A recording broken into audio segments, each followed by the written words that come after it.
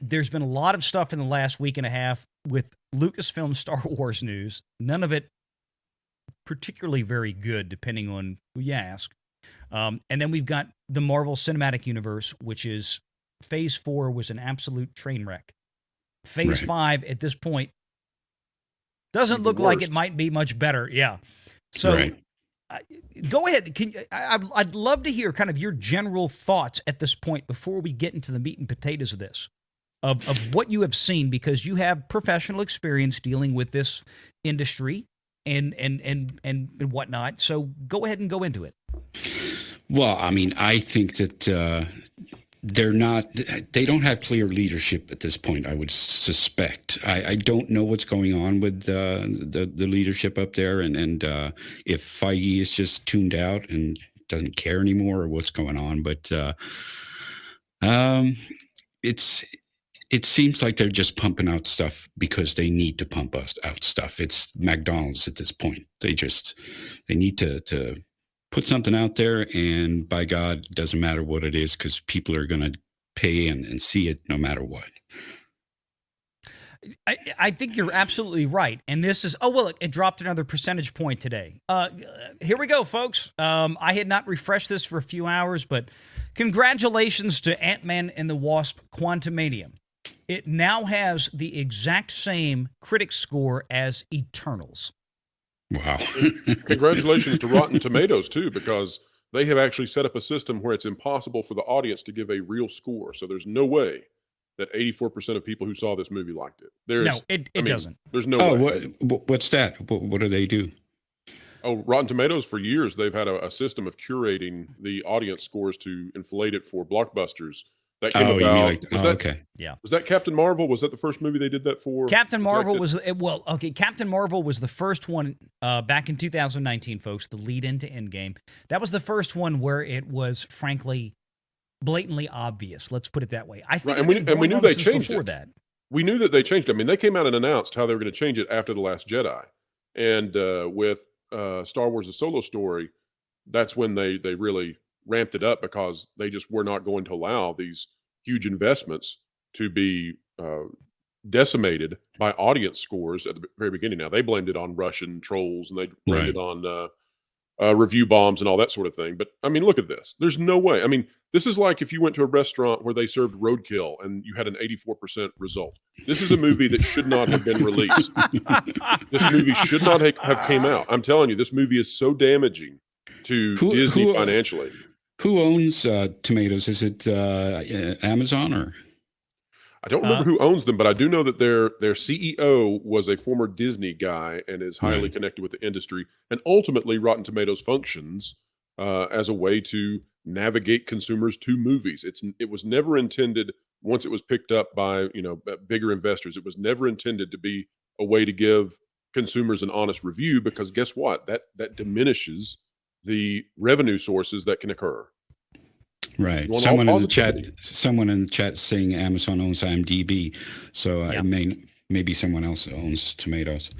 Well, it's actually okay. So Rotten Tomatoes has a duality of ownership. I think 75% of Rotten Tomatoes, if memory serves, is still owned by NBC Universal, Comcast. By extension, which is the parent company. The other 25% of Rotten Tomatoes is owned by David Zaslav and Warner Brothers Discovery. So this is why, and I bring this up because I had people on the video that I posted earlier this afternoon where I declared unequivocally that Ant-Man and the Wasp Quantumania is a fail. And it is. Horrible. And we're going to get to this. Movie. Yeah, and I don't mean a fail. I mean a fail from a box office financial standpoint, and we're going to get into this. We're going to deep dive into this. We're going to prove that too. It's the people putting these positive spins on it. They're just awful. And let me tell you this too. So if you go over to Metacritic, it's a far worse user score. So I don't know what goes on with Rotten Tomatoes, how they manage this, but if you go to other sources of aggregated reviews, it's more in line with what we see out of the critics. It is, and I mean, look, Metacritic is a pretty good website, and ComScore, Cinema Score, is a good website as well. Where it has a B, I believe, which is really low for a Marvel movie. Exactly, Pro. You hit the nail right on the head with that one. And people don't seem to understand because it's very easy to take things at face value, right? If a media personality or a media publication will pump out, look, this movie got a B plus or an A minus on CinemaScore, there's no context in there. It's designed to give you a false sense of security, a false impression, right? But when you look at it and you actually compare it to other, similar metrics, i.e., other Marvel movies in this case, a B, a flat B for a Marvel movie within that measurement system is the lowest score or one of the lowest scores that any Marvel movie in the last 15 years has ever had. Yeah, that's not what a $300 million movie should have. Exactly. That's just it. We are flinging, at this point, Marvel Studios are a bunch of chimps flinging dung against a wall to see what works. Like how many monkeys can we put in a room to see if they can write Shakespeare with a typewriter, like the old Family Guy joke? That's where we are. And folks, we're being nice right now. It's going to get more. Wait. We're going to shred this thing in a little bit. It's going to get with real numbers. Yeah, it's going to get way worse. And I see people in the chat like, okay, I liked the movie. It was an 8 out of 10 and all this. That's great. Look, and I want to make this abundantly clear to everybody watching, because I'm sure we have a lot of new viewers today, right now on this live show, considering the performance of the last couple of videos that we did on this. God bless you. I'm not here. I don't want to speak for everybody, but I mean, I don't think anybody here is here to take away from you your enjoyment of this film.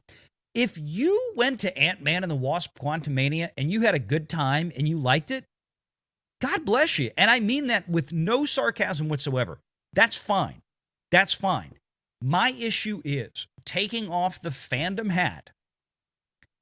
There's just not enough of you anymore to sustain financially the investment, the CapEx, that is capital expenditure in financial lingo, the CapEx that Disney is making on these IPs, these intellectual properties anymore. There's just not. And they know it. The problem is, and this is key, I want to remind folks, is that what you have to understand, and Undoomed, I'd like you to chime in on this. What folks are seeing on the screen at this point, and what we're going to see for the next year, all of this stuff was greenlit and put into the planning stages 2, 3, 4 years ago. Right. You reach a point where you can't hit the brakes on it. And all you can do is what we have heard has happened to this film, along with many other Marvel films, where this film originally had about $160 million budget. It blew up to $200 million. Why? They had to reshoot the hell out of it. Right. It's all CGI. I mean, everything in it. Yeah. Yeah. And they're clearly in a state of diminishing returns right now. They are, but I mean, they're putting out more and more movies and getting less in return. Sort of like when Star Wars started to fail with The Last Jedi and all that stuff. You're just getting less every time. This is where we're at, and I want to say real quick while I have this up, and again, precursor to where we're going, much deeper conversation coming. These are the real numbers: 225. $225 million for opening weekend of Ant-Man and the Wasp Quantumania. This is bad. This is very, very bad. Oh, all we just need to get China back. Disney gets China back. Everything will be fine. Well, they got China back for this movie, and it's dog shit. Pardon my French. So if we compare that to one of the big ones like Endgame or something, do you have those numbers in your head? Because I don't remember. For what, opening weekend? Yeah. Oh, opening weekend for Endgame globally? Yeah. Was nearly $1 billion. Ah, right. Yeah. No, that's what I thought. This is just straight bad. That's abysmal then. No, and that's with, remember, Undoomed, here's the other thing.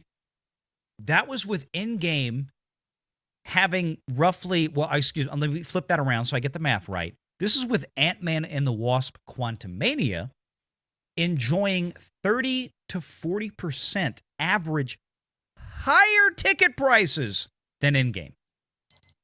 Right. Yeah. So let me unwrap this just a little bit more too. I've got 2 points on this. First point being, and this is really stage one of undoing the lies of the entertainment industry in terms of their journalists who are really just their shills. So for everybody out there, there have been quite a few articles talking about how this is so much greater, such a higher percentage win for Marvel versus the other Ant-Man movies. They've been talking about how this is the best of the franchise, talking about just Ant-Man films. Well, guess what? If you go back to 2019, pre-pandemic, and you compare the movie ticket prices to from then to now, what you find out is that from Q3 of 2019 to Q3 of 2022, movie ticket prices went up 22%. If you continue until today, you find out it's even more, something like 25 to 26%. Now, some of that, granted, partly due because of Avatar: The Way of Water having inflated ticket prices due to all of the 3D and IMAX stuff. But in all fairness, let's put it at 25%. Movie ticket prices have went up 25% since 2019. Ant-Man and the Wasp came out a year before that. Ticket prices were even lower then. Guess what? If you compare the 104 million domestic from this past weekend that this film is making in the 3-day, not the 4-day because that's unfair. If you compare it from the 3-day to what Ant-Man and the Wasp made in 2018, you find out that with inflation assumed and taken into the equation, this movie has the same number of tickets sold, yet it has something like double the budget. Again, it has the same number sold, but it has double the budget. It gets worse. Here's where it gets worse. Ant-Man and the Wasp from 2018 was a rather well-received movie. This is not.